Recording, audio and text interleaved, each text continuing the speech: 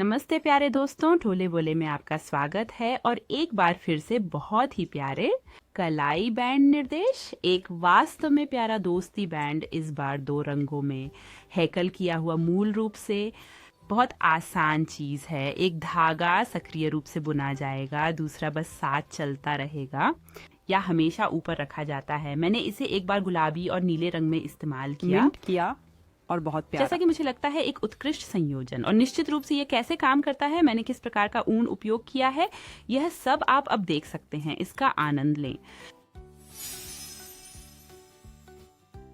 इस तो प्यारे दोस्तों, के लिए मैं हूँ। उपयोग करें। फिर से एक बार घूमना कॉटन क्विक मिनिस से। और मेरे पास यहाँ ये है रिको डिजाइन। वहाँ ज्यादा कुछ नहीं लिखा है। मैं एक बार फिर से यहाँ आम पैकेज पर देखता हूँ। यहाँ यानी यह छोटा सफेद जो मैं आपको दिखा रहा हूँ, इसमें 100% है। पॉलीएक्रिल की मोटाई 3 नंबर की सुई के लिए 10 ग्राम, 26 मीटर लंबाई। यहाँ हमारे पास वास्तव में लेबल है छपा हुआ। और यहाँ हमारे पास 100% कपास है। ये सब 3 से 4 हाथ सुइयों के लिए 15 ग्राम, 87 ग्राम, 1.5 मीटर लंबाई। मैं यहाँ ये दोनों रंग उपयोग नहीं कर रही हूँ, बल्कि गुलाबी में और इस हल्के से रंग के साथ। फिर इसके लिए मैं अपने 3.5 मिमी सुई का उपयोग करता हूँ, ठीक बीच में। और मैंने यहाँ दोनों धागों को एक साथ रख दिया है। संरचना में थोड़े अलग हैं, लेकिन मुझे ये काफी प्यारा लगता है। इस संयोजन में विभिन्न प्रकार की सामग्री है, तो आप देख सकते हैं यहाँ धागे भी थोड़े अलग दिखते हैं। मिंटी थोड़ा मजबूत है और मैं यहाँ थोड़ा सा धागा लपेट रहा। मुझे लगता है कि कुल मिलाकर 1 मीटर इसके लिए पर्याप्त होगा। मैं अब इसे थोड़ा आंखों के हिसाब से आप देख सकते हैं कि मैंने इसे यहाँ दोहरा लिया है और यहाँ बीच में ले रहा हूँ और वहाँ मैं इसे वापस चलने दूंगा। तो मेरे पास कुल 4 धागे हैं, प्रत्येक 2 बार। फिर इसे यहाँ काट दें, वहाँ इसे छोटा किया जाएगा।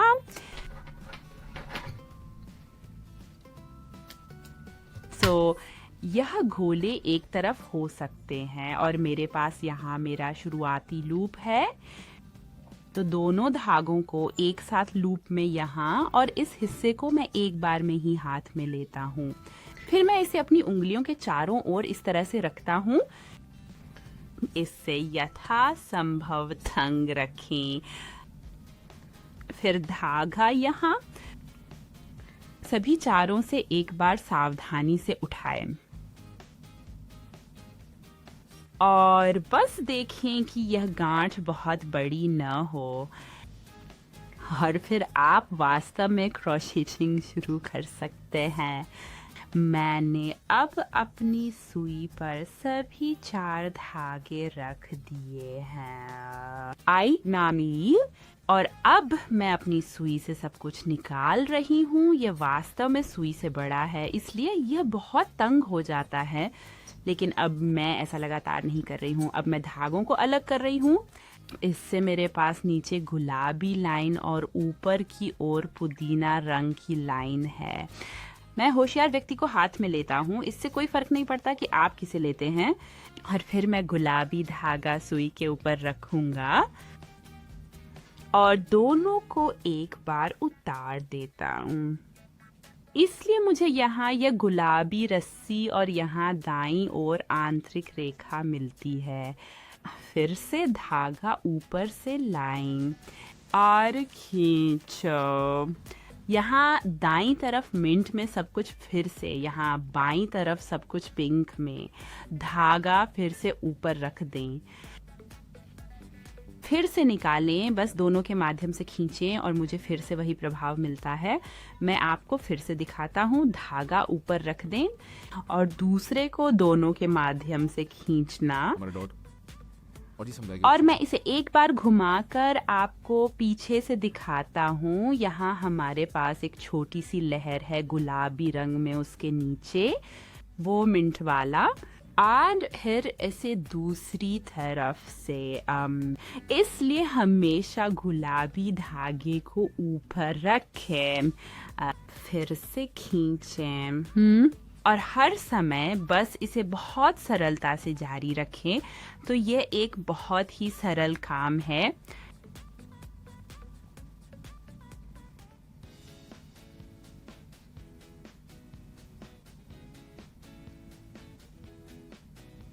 और ये भी बहुत सुंदर है। यहाँ धागा हमेशा ऊपर रखें, खोलें, ऊपर रखें, खींचना, धन्यवाद और अगली बार मिलते हैं। खींचो, और आप देख सकते हैं कि ये कितनी तेजी से होता है। डबल थ्रेड के कारण ये बहुत मजबूत है। और मैं इसे तब तक करता हूँ जब तक मैं अपनी कंगन की लंबाई नहीं पाता। अब हम यहाँ कुछ और करेंगे और फिर हम फिर से मिलेंगे और मैं आपको क्लोजर दिखाऊंगा। वास्तव में ये तकनीक हमेशा ओवरलैपिंग होती है। फिर धागे को खींचें। धागा जिसे आप खींच रहे हैं उसे आप हाथ पर रख सकते हैं और अन्य उंगलियों के साथ यहाँ पीछे मध्यमा उंगली, अनामिका, छोटी उंगली, मैं इसे हमेशा ओवरलैप करता हूँ। और फिर से करो। मैं अभी कुछ और सेंटीमीटर कर रहा हूँ। यहाँ आप पहले से ही मध्यवर्ती परिणाम देख सकते हैं। ये मेरे लिए लंबाई के हिसाब से पर्याप्त होनी चाहिए। ये एक बहुत अच्छी कलाई की लंबाई है। मैं इसे अब ऊपर खींच रहा हूँ। पर मिंट धागा लगाएं। सावधान, मेरे पास यहाँ दो अलग अलग सिरे हैं। जो अभी यहाँ पर ध्यान देने लायक है वह यह कि हल्के रंगों में मैंने पिंक रंगों की तुलना में वास्तव में अधिक रंग इस्तेमाल किया था। वहाँ वास्तव में एक छोटा सा अंतर है। इसके माध्यम से मैंने धागे को पार कर लिया और दूसरे को केवल ऊपर रखा। आप इसे बस थोड़ा घुमाकर बांध सकते हैं। क्योंकि मैंने इसे केवल 2 बार किया है इसलिए बुनाई करना इतना आसान नहीं है। तो मैंने इसे थोड़ी मोड़ के साथ यहाँ बांधा है, लेकिन ये फिर से थोड़ी खुल गई है। अब मैं गुलाबी को थोड़ी लंबाई में बांध देता हूँ।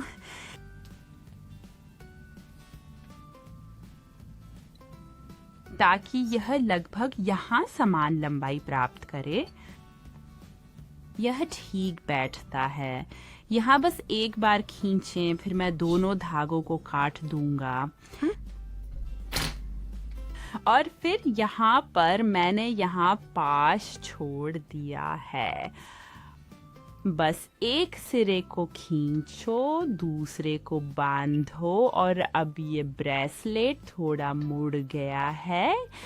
बहुत प्यारा कलाई पर पहनने के लिए। यहाँ बस इसे इस तरह से बांधें। ये एक बहुत ही प्यारा 2 रंगों का ब्रेसलेट है जिसमें ये छोटा सा डिजाइन भी है। मैं इसे बस थोड़ा इधर उधर घुमा सकता हूँ। यहाँ फिर दोनों रंग हैं। थोड़ा साधारण प्रक्रिया, लेकिन बुनियादी रूप से बहुत आसान, बहुत जल्दी की जा सकती है। प्यारा विकल्प। और मुझे उम्मीद है कि आपको ये वीडियो पसंद आया होगा।